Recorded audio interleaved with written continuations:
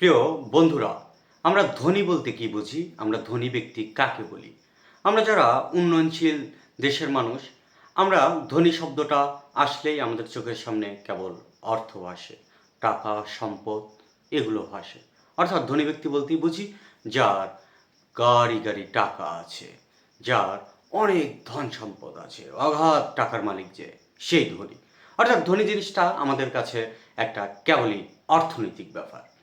কিন্তু যুগে যুগে এই ধনী ব্যক্তির বৈশিষ্ট্য যেমন চেঞ্জ হয়েছে এবং বর্তমান যে পুঁজির বাজার, এই পুঁজি রাষ্ট্রের এখনও কিন্তু ধনীর বিভিন্ন বৈশিষ্ট্য আমরা দেখতে পাই।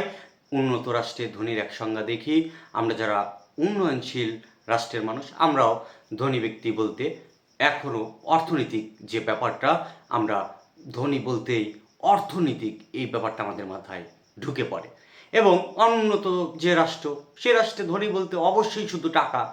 কিন্তু আমরা যারা উন্নয়নশীল রাষ্ট্র, বাংলাদেশের মতো রাষ্ট্র, তারাও ধনী বলতে কেবলই শুধু টাকাকে কেন বুঝি? আমাদের তো এ থেকে একটু বের হওয়ার কথা ছিল। কিন্তু আমরা জাতিগতভাবে যেহেতু বারবার দুর্ভিক্ষে কবলে পড়া জাতি, সুতরাং আমরা এখনো ধনী বলতে শুধু অর্থনৈতিক ব্যাপারটা বুঝি। কিন্তু একজন ধনী ব্যক্তি কি কেবলই যে অর্থনৈতিকভাবে সমৃদ্ধ সেই?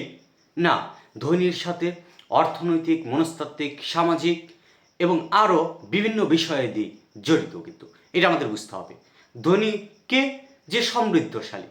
কিসের সমৃদ্ধশালী? শুধু অর্থের দিক দিয়ে সমৃদ্ধশালী না, যে জ্ঞান এবং অর্থ দুদিক দিয়ে যে সমৃদ্ধশালী সেই ধনী। অর্থাৎ এখানে ওয়েলথ এবং উইজডমের একটা সংমিশ্রণের যে ব্যাপারটা, এই দুই যার মধ্যে আছে সেই ধনী। এখন এটা যদি আমি বলি তাহলে আমি একটু ম্যাকাইবারের দৃষ্টিতে আগে যাব। ম্যাকাইবার যখন সংস্কৃতি এবং সভ্যতার সংজ্ঞা দিচ্ছেন, আমি সে সংজ্ঞাটাকে গ্রহণ করি। তিনি বলছেন, আমরা যা করি তাই আমাদের সংস্কৃতি এবং আমাদের যা আছে তাই আমাদের সভ্যতা। অর্থাৎ একজন ধনী ব্যক্তির সাথে কিন্তু শুধু অর্থ জড়িত না, এর সাথে তার সংস্কৃতি, সভ্যতা পুরোপুরিভাবে, সামগ্রিকভাবে জড়িত।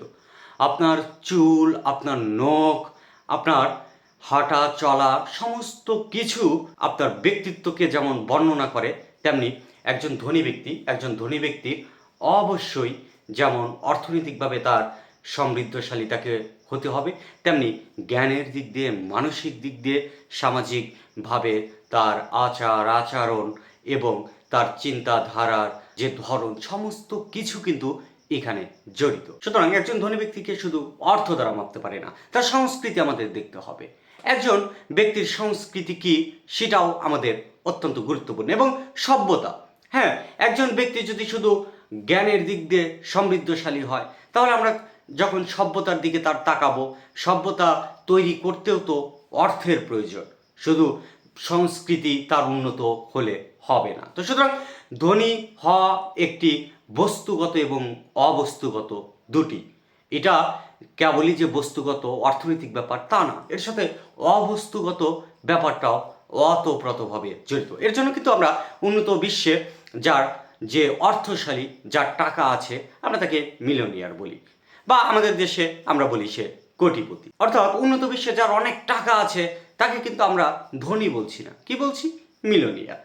এবং আমাদের দেশেও এই টার্মটা আমরা ওইরকমভাবে এখন আর ব্যবহার করি না যে সে কোটিপতি, আমরা সোজাসুজি বলে দিই তিনি ধনী। কিন্তু মধ্য ব্যাপারটা হচ্ছে, ধনী হওয়ার জন্য আপনার অর্থনৈতিকভাবে আপনাকে যেমন সমৃদ্ধশালী হতে হবে, তেমনি আপনার যে রুচিশীলতার ব্যাপার, আপনার মানসিকতার ব্যাপার, চিন্তাধারার ব্যাপার, আপনার সংস্কৃতি, সভ্যতা, এগুলো অতপ্রতভাবে জড়িত। সুতরাং ধনী বলতে শুধু টাকা থাকলেই সে ধনী, ব্যাপারটা তা না। আবার যার শুধু জ্ঞান আছে সেই যে ধনী, ব্যাপারটা তা না। জ্ঞান এবং অর্থ দুই প্রয়োজন, এবং এই দুই দিক দিয়ে যে সমৃদ্ধশালী, এক কথা সেই ধনী। কিন্তু আমরা যারা ক্ষুধাপীড়িত রাষ্ট্রের মানুষ, উন্নয়নশীল রাষ্ট্রের মানুষ, আমরা ধনী বলতে কেবলই টাকা বুঝি। এবং আমি যে বললাম, একটা যুগ যখন উৎপাদনের সেই ব্যাপারগুলো ছিল না, আমরা চাইলেই অনেক উৎপাদন করতে পারতাম না, সেই যুগে আমরা ধনী বলতে কি বুঝতাম? যার শুধু জ্ঞান আছে তাকেই কিন্তু আমরা সেভাবে সমীহা করতাম।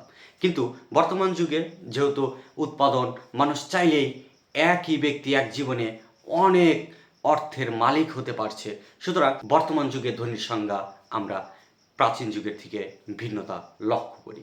কিন্তু আমাদের অবশ্যই মনে রাখতে হবে যে অর্থ থাকলেই সে ধনী হয় না, আবার জ্ঞান থাকলেই সে সমৃদ্ধশালী না।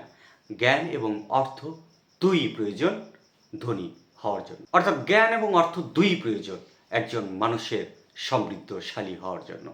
তো একজন মানুষ তখনই সমৃদ্ধশালী যে বস্তুগত, অবস্তুগত, অর্থনৈতিক, সামাজিক, মানসিক, তার রুচিবোধের যে জায়গা, তার চিন্তার যে ধরন, সমস্ত কিছু এর সাথে সামগ্রিকভাবে জড়িত। সুতরাং আমরা চাইলেই একদিনে ধনী হয়ে উঠতে পারি না। এটা একটা প্রক্রিয়াধীন এবং চলমান বিষয়। আশা করি আমি বোঝাতে সক্ষম হয়েছি। ধন্যবাদ।